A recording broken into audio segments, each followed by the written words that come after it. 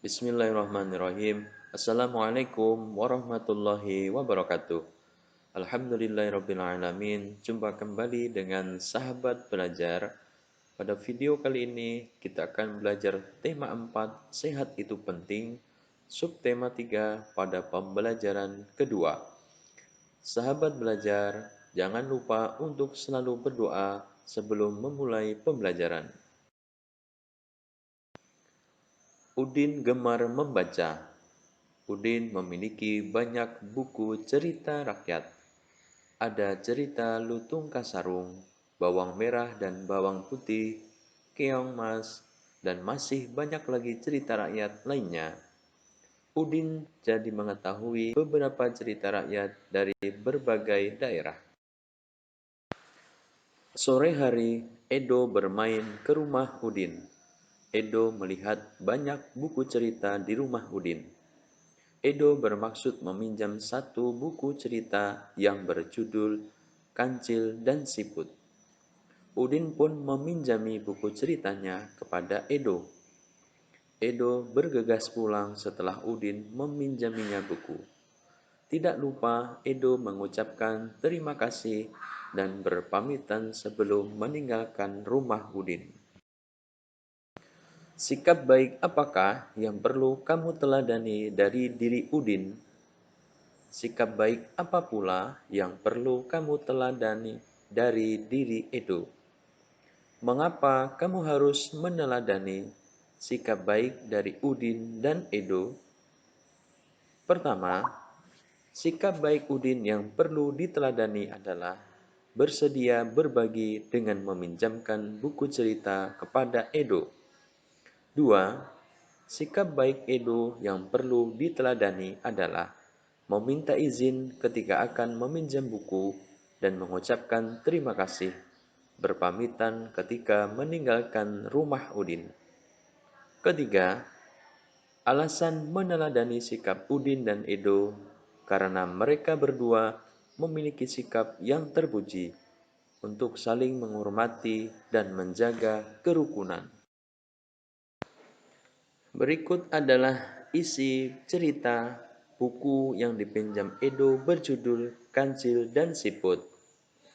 Alkisah diceritakan bahwa Raja Siput mengetahui akan kedatangan makhluk paling cerdik, yaitu si Kancil di perkampungannya. Raja Siput mengumpulkan warganya untuk bersiap-siap menghadapi kecerdikan si Kancil. Saat si Kancil datang, Raja Siput menyambutnya. Dengan kepongahan dan kesombongannya, si Kancil bercerita tentang kecerdikannya yang berhasil mengelabui harimau dan manusia. Siput yang mendengarkan kesombongan si Kancil merasa geram, ingin segera menguji kecerdasan si Kancil. Setelah mendengarkan cerita kecerdikan si Kancil, Raja Siput menyampaikan maksudnya yang ingin menguji kecerdikan si Kancil dengan menantangnya berlomba lari sampai ke hulu sungai. Sebelumnya, Raja Siput sudah memerintahkan bawahannya siap berbaris sepanjang sungai hingga ke hulu. Mereka sepakat bahwa jika Kancil yang berencana lari di daratan memanggil Siput, maka Siput yang ada di depan Kancil menjawab, Kesepakatan antara Raja Siput dan Kancil pun dibuat. Mereka sepakat berlomba lari ke hulu sungai. Kancil berlari lewat daratan. Raja Siput lari di lumpur sungai. Tepat pada waktunya, datanglah si Kancil. Dia menuntut agar perlombaan segera dimulai. Raja Siput yang sudah lama bersiap segera beringsut ke pinggir sungai. Sementara itu, beberapa ekor siput yang lain berada di pinggir sungai ingin menyaksikan perlombaan itu. 1, 2, 3.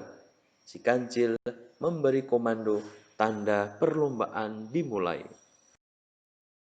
Dengan sigap, Kancil melompat, berlari sekencang-kencangnya. Setiap 50 langkah, dia berseru, "Di mana engkau Siput? Uh, jawab siput yang berada di depannya. Si kancil semakin mempercepat larinya. Lalu terdengar lagi si kancil berseru, "Di mana engkau siput?"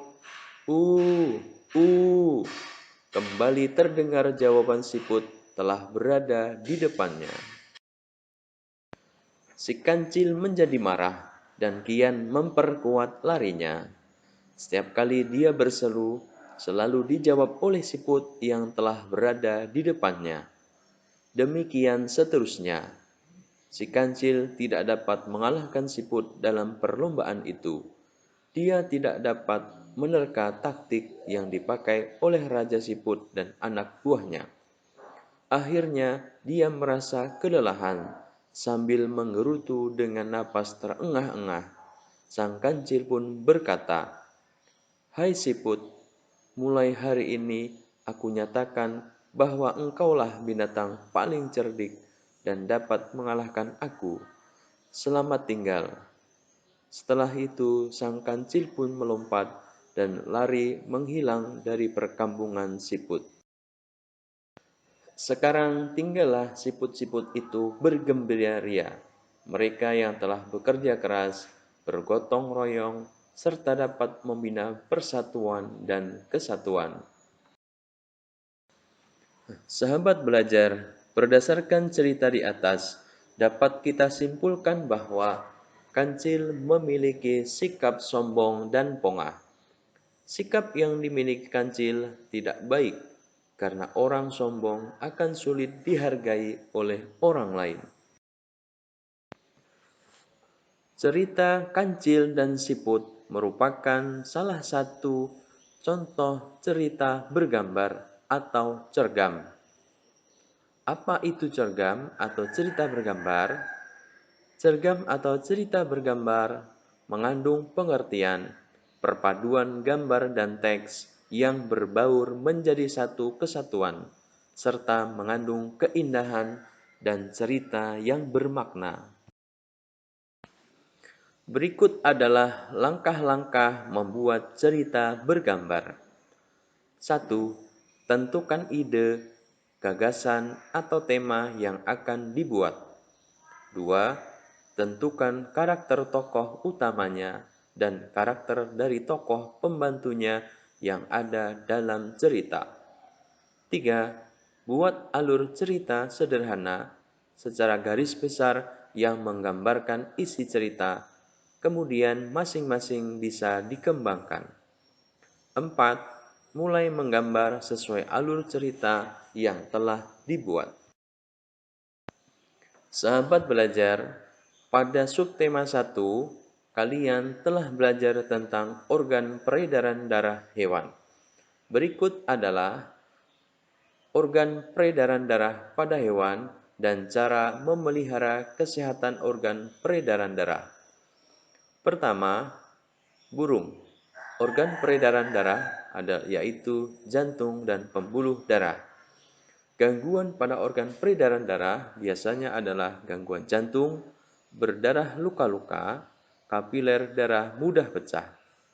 Cara memelihara kesehatannya yaitu rutin menjaga kesehatan burung dengan memberi makanan sehat serta memberi vitamin.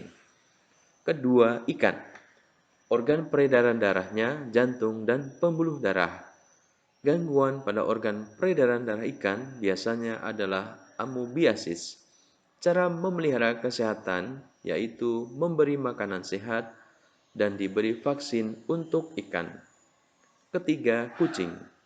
Organ peredaran darahnya yaitu jantung dan pembuluh darah. Gangguan pada organ peredaran darah kucing yaitu kolesterol karena menghambat peredaran darah. Cara memelihara kesehatannya yaitu memberi vaksin dan makanan yang sehat.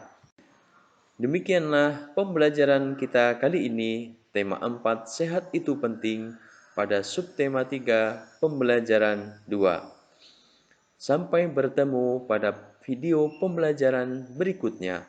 Terima kasih. Mari kita akhiri dengan mengucap alhamdulillahirabbil alamin. Assalamualaikum warahmatullahi wabarakatuh.